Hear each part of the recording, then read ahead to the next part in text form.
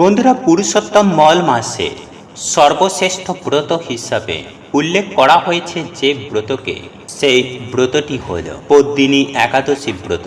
বন্ধুরা, স্বয়ং পরমেশ্বর ভগবান শ্রীকৃষ্ণ এই ব্রত সম্পর্কে বলেছেন, যে ব্যক্তি এই পদ্মিনী একাদশী ব্রত পালন করে থাকেন তাকে আমি তার ইচ্ছা অনুসারে ফল প্রদান করে থাকি।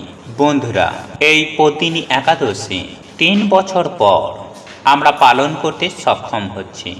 বন্ধুরা, প্রত্যেক বছর এই একাদশী তিথি আসে না, কেবলমাত্র যে বছরে মল মাস তথা পুরুষোত্তম মাস আসে সেই বছরেই এই পদ্মিনী একাদশী ব্রত পালন করা সম্ভব হয়।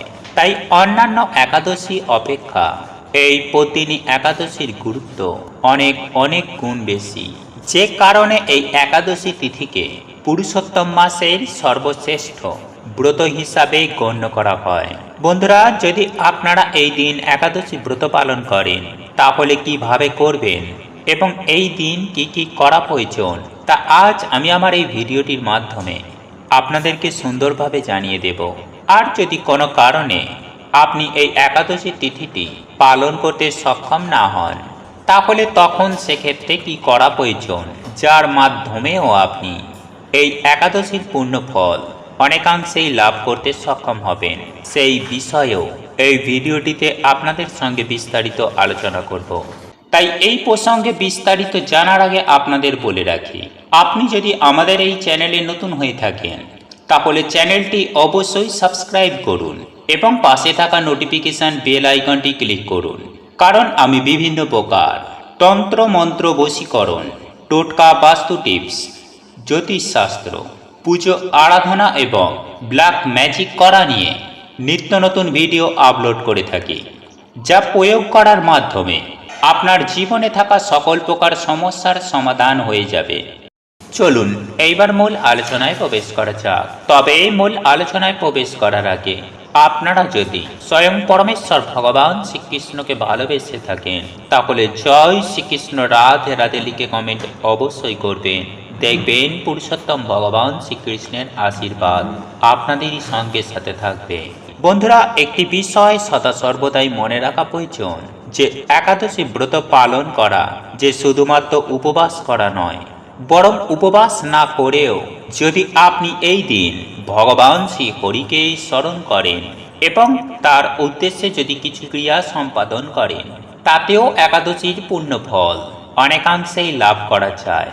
আর হ্যাঁ, এই একাদশী ব্রত ক্রিয়া যে কেউ সম্পাদন করতে পারেন, এক্ষেত্রে কোনোরূপ কোনো বাদ বিচার নেই। বন্ধুরা, যদি আপনার মন চায় তাহলে নিঃসন্দেহে আপনি এই ক্রিয়াগুলি করুন, দেখবেন এতে আপনার ও আপনার পরিবারে মঙ্গলই হবে। বন্ধুরা, যদি আপনারা এই একাদশী ব্রত বা উপবাস রাখতে পারেন তাহলে সেটা নিঃসন্দেহে অত্যন্ত উত্তম।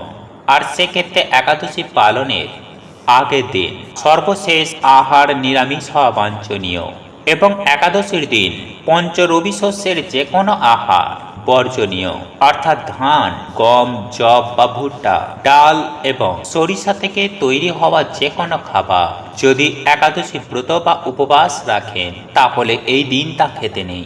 পাশাপাশি চা, পান, বিড়ি, সিগারেট, কফি ইত্যাদি নেশা জাতীয় দ্রব্য এই দিন গ্রহণ করা বর্জনীয়। বন্ধুরা, এই পবিত্র একাদশীর দিন যদি আপনি সম্পূর্ণ নিরাহার থাকতে অপারগ হন তাহলে সেক্ষেত্রে আপনি সবজি ও ফলমূলাদিও গ্রহণ করতে পারেন, যেমন গোল আলু, মিষ্টি আলু, চাল কুমড়ো, পেঁপে, টমেটো, ফুলকপি এইসব ইত্যাদি সবজি ঘি বা বাদাম তেল দিয়ে রান্না করে ভগবানকে উৎসর্গ করেও আপনি একাদশীর দিন আহার গ্রহণ করতে পারেন। এছাড়াও হলুদ, মরিচ ও লবণেরও ব্যবহার করতে পারেন। এছাড়াও অন্যান্য আহার্য যেমন দুধ, কলা, আপেল, আঙুর, আনারস, আখ বা অন্যান্য ফল মূলাদিও আপনি একাদশীর দিন সেবন করে এই একাদশী ব্রত পালন করতে পারেন। এতে ব্রতভঙ্গ কখনোই হয় না। তাই বন্ধুরা, আপনাদের পক্ষে যদি সম্ভব হয় তাহলে অবশ্যই চেষ্টা করুন এই সমস্ত আহার গ্রহণ করেও এই সর্বশ্রেষ্ঠ একাদশী ব্রতটি পালন করতে। আর যদি কোনো কারণে তা সম্ভব না হয় তাহলে সেক্ষেত্রে বন্ধুরা এই একাদশীর দিন কখনোই কিন্তু আমিষ জাতীয় আহার কখনোই গ্রহণ করবেন না। বন্ধুরা, আপনারা একাদশী ব্রত পালন করুন বা না করুন, কিন্তু যদি আপনি এই একাদশীর দিন সামান্য এই ক্রিয়াগুলি সম্পাদন করতে পারেন, তাহলেও এই একাদশীর পূর্ণ ফল অনেকাংশেই লাভ করতে সক্ষম হবেন। প্রথমত বন্ধুরা, আগামীকাল একাদশীর দিন সন্ধ্যাবেলায় তুলসী তলায় বা তুলসী মঞ্চের সামনে একটি ঘিয়ের প্রদীপ জ্বালিয়ে মনে মনে এই মন্ত্রটি উচ্চারণ করে তুলসী গাছটিকে বা তুলসী মঞ্চটিকে 11 বার পরিক্রমণ করুন। আর এই মন্ত্রটি আপনারা সকলেই জানেন। মন্ত্রটি হল ওম নমো ভগবতে বাসুদেবায়, ওম নমো ভগবতে বাসুদেবায়। বন্ধুরা, এই মন্ত্রটি 21 বার নয়তো 3 বার অবশ্যই উচ্চারণ করুন এবং 11 বার তুলসী মঞ্চটিকে বা তুলসী গাছটিকে পরিক্রমা করুন। এর ফলে মা লক্ষ্মী এবং ভগবান বিষ্ণু আশীর্বাদ লাভ করবেন। আর হ্যাঁ, তুলসী তলা একটি ঘিয়ের প্রদীপ জ্বালাতে কখনোই ভুলবেন না। অসমর্থ হলে আপনি তেলের প্রদীপও জ্বালাতে পারেন। বন্ধুরা, এরপর দ্বিতীয় যে কাজটির কথা বলবো তা হলো, বন্ধুরা, যদি আপনার বাড়ির আশেপাশে যদি কোনো অশ্বত্থ গাছ থেকে থাকে, তাহলে সেই অশ্বত্থ গাছে এই একাদশীর দিন অবশ্যই 1 ঘটি জলে সামান্য চিনি মিশিয়ে সেই জলটিকে অর্পণ করুন এবং সেই অশ্বত্থ গাছের সামনেও একটি প্রদীপ প্রজ্বলন করুন। বন্ধুরা, শাস্ত্র মতে বলা হয় যে অশ্বত্থ গাছেই সমস্ত দেবদেবী বিরাজ করেন। আর এই পদ্মিনী একাদশীর দিন, বিশেষ করে শনিবার দিন যদি আপনি এই কাজটি সম্পাদন করতে পারেন, তাহলে এতে পরিবারের সুখ শান্তি সমৃদ্ধি সদা সর্বদাই বজায় থাকে। বন্ধুরা, এরপর তৃতীয় যে কাজটি করার কথা বলবো তা হল, বন্ধুরা, আগামীকাল শনিবার পদ্মিনী একাদশীর দিন সামান্য কিছু হলেও কোনো অসহায় গরিব দুঃখী দুস্থ অভুক্ত মানুষকে কিছু দান করুন। এছাড়াও কোনো অবলা প্রাণী, যেমন ধরুন গরু, কুকুর, কাক, এদেরকে সামান্য কিছু হলেও ভোজন করান। বন্ধুরা, এই কাজটিও একাদশীর দিন একটি সর্বশ্রেষ্ঠ কাজ হিসাবে গণ্য করা হয় এবং সর্বোপরি একাদশীর সর্বপ্রধান কাজ হল পরমেশ্বর ভগবান শ্রী হরিকে নিরন্তর স্মরণ করা।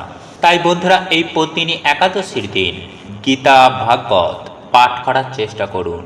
আর সময় পেলেই পরমেশ্বর ভগবান শ্রী হরিকে স্মরণ করে মনে মনে বলুন, হরে কৃষ্ণ কৃষ্ণ কৃষ্ণ হরে হরে, হরে রাম রাম রাম হরে হরে।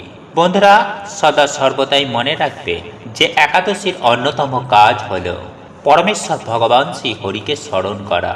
তাই একাদশীর দিন যত বেশি শুদ্ধ মনে হরিনাম করবে, ততই আপনার ও আপনার পরিবারের পক্ষে সেটা শুভ হবে। আর হ্যাঁ, সর্বশেষে পদ্মিনী একাদশী ব্রত কথাটি শ্রবণ করতে কখনোই ভুলবেন না। আশা করি দর্শক বন্ধুরা, আজকে এই ভিডিওটি আপনাদেরকে সমৃদ্ধ করেছে। ভিডিওটি ভালো লাগলে লাইক করবেন। সকলেই ভালো থাকুন, সুস্থ থাকুন, এই কামনা করি আজকের মতো ভিডিওটি এখানেই শেষ করলাম।